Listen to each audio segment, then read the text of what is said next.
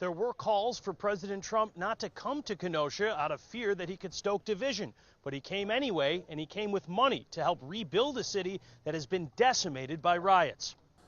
The Department of Justice says the car chase ended here near highways 26 and 12, just outside Fort Atkinson. That's when the driver got out of the car, tried to carjack somebody else with a handgun, and 3 state troopers shot him to death. As you can see, there's probably about 30 or so marching right now, but maybe more than 100 when you count all of the cars that have joined this march. Now, the National Guard told us they did mobilize 500 troops today after requests from both Milwaukee and Madison, but so far everything has been peaceful. Those troops were not needed. Amanda, we're right in the middle of downtown Milwaukee, and all over the place you will see these empty, vacant office buildings. Local leaders say that's partially because businesses won't lease the space if people can't come anyways. They think that will soon change. Mike, you are looking at Brittany, the elephant, right now, enjoying a snack and coming up to the camera for us here. Now, this is a quiet day for Brittany because she was the elephant who was in this enclosure when that man tried to enter it yesterday. He got as far as this fence right here. He was on top of that when zoo staff yelled at him and he ran away. And take a look, this is really just about 10 feet from the enclosure here that's made more to keep elephants in than men out. The East-West BRT can take commuters to places like the Milwaukee Regional Medical Center, Wauwatosa, downtown Milwaukee, and Marquette. We are on I-94 in Milwaukee County, and as you can see, we're moving. It's not that bad right now. AAA does expect a 60% increase in travel this year, but it's still going to be about 15% lower than pre-pandemic levels, so if you get past this initial rush, you should be okay.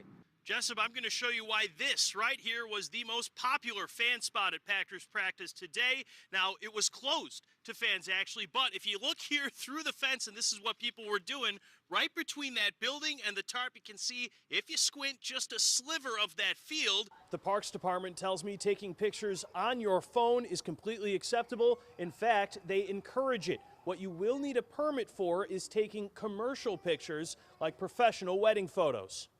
Neighbors tell us the 74-year-old woman used to enjoy sitting outside right near where that wall collapsed. The scene, as you can tell, is still intact from Sunday afternoon, and you can see where that retaining wall crumbled. The senior living facility is blaming weather for that collapse. Port Washington police say the city building inspector is looped into the investigation. They are working to learn if the wall was up to code. Right now, this new NOSCO facility looks like just a large, empty office building, but local economic experts have projected this company will bring in 350 jobs directly to the area, another 569 jobs created through the project, and a total of nearly $52 million in worker earnings. The mood here at the watch party here at the Ingleside Hotel in Pewaukee has shifted a lot over the course of the night. The mood here was great when Trump was racking up votes in Florida, North Carolina, Georgia. It dipped a bit when Fox News, which is what people here are watching, called Arizona for Joe Biden, but that makes the Midwest and Wisconsin even more important for President Trump. Guys, it was a great mood here at Mayor Tom Barrett's watch party tonight. He walked in the door, said, "One down, one to go." He took about half of all of the primary votes. He beat his closest competition by 19 points, and he told me that's actually about what he expected to happen. Natalie, the Milwaukee Fire Department is currently wrapping up its rescue mission, and look behind me, you can see that car. It's suspended in the air. It just dropped a little bit since I had turned around. Police tell me that car actually rolled right through a chain link fence right in front of the Milwaukee River. What is actually going to happen from what you're learning on the ground? Well, it's unclear. Foxconn keeps kind of changing the story little by little, and you know, the people down there, I was out talking to community members yesterday about this news. They were kind of disappointed hearing that, you know, some of these blue-collar jobs, which Racine, Wisconsin it's a blue-collar city, according to a lot of the people that I was talking out there with yesterday, but they wanted those blue-collar jobs. It's now looking like they might be a little more tech-based, a little more engineering jobs. A certified instructor at arms in Milwaukee is giving this ancient sport a pandemic-era twist, and as Brendan Cullerton shows us, with educational and entertaining results. Find a measure. When Milwaukee park goers and joggers run into Sean Newton's students attacking each other with sabers, they don't always know how to react. Definitely strange looks. Definitely strange looks. They'll ask what we're doing sometimes, but a lot of the time we've actually had like, oh, can I watch? Some guy goes by, hey, get him, Luke.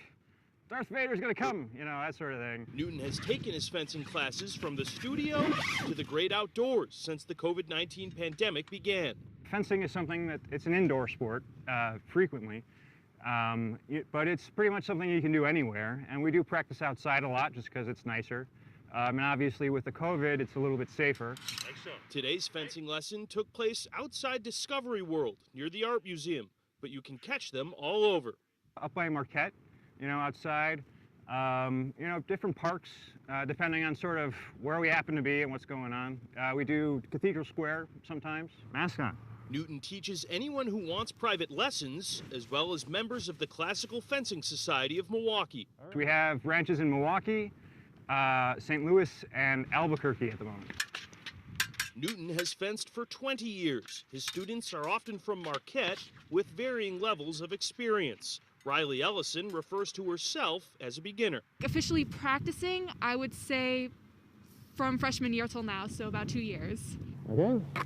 Eric Nassis is now an 11-year veteran. He has become both a student and teacher. Right now, when we don't have availability of one of the instructors or maestros coming in, I'll be like an assistant instructor. But how did they become interested in the sport? Wait, is fencing a sport? I definitely consider it a sport. There's a little bit of a dance aspect to it. Instructor Newson refers to fencing as a martial art. The International Fencing Federation also calls it a technique, a science, and an art. On guard. They call it physical chess because it's not just reacting quickly. You have to think through what's happening. You have a plan that you have to sort of formulate. You have to understand what your opponent's doing. So it's really that mind and body, both aspects of that together. Okay, now, how did the students become interested? Ellison took a couple lessons as a child and then saw it as a club option at Marquette. I was like, I'm really interested in this, so I think I'll pick it back up again. Nassis's 11-year career began with a childhood interest.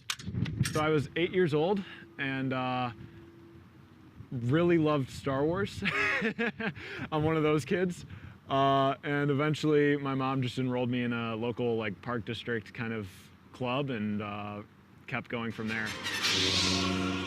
Newton says pop culture is responsible for fencing reaching its peak popularity of the last 100 years. I have to think it's probably something to do with The Lord of the Rings and, you know, those sorts of movies, and then that's sort of more into the popular consciousness.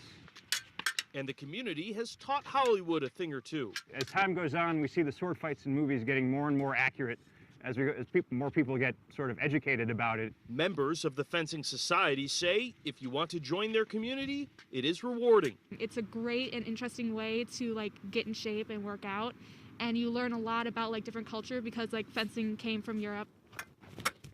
And it's easy to pick up. To sort of have the sword in your hand and do some stuff with it, you can probably do in just a few lessons.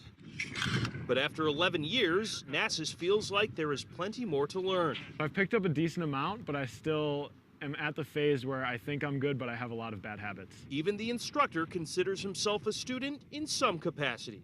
I've been doing it for 20 years and I'm still learning stuff.